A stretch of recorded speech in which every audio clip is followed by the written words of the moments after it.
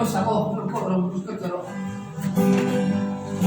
o kadon nam lo kanu fu in ni len tu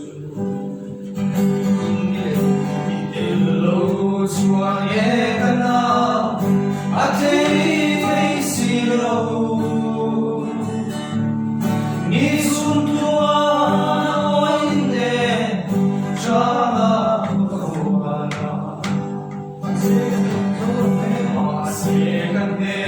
solo fe nun tui ngai lo chape lo ho tuai tuai lo ho tuai tuai kama ro pui asure sa kilometron sola lo ho tuai tuai amse isoyai na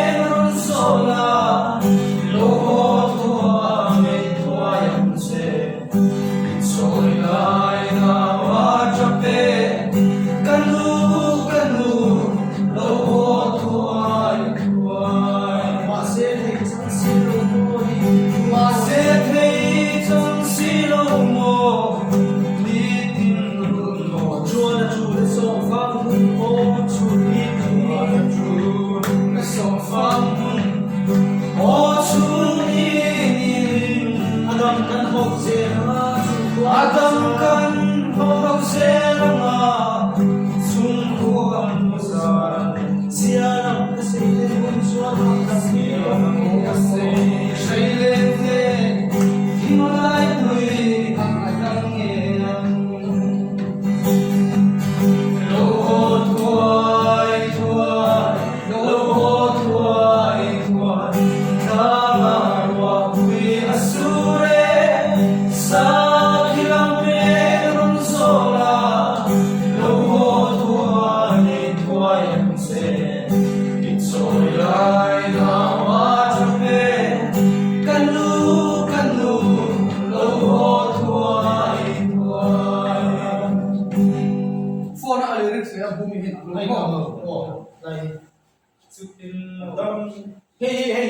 Hey, adik so. Ini so mo. So masih lah.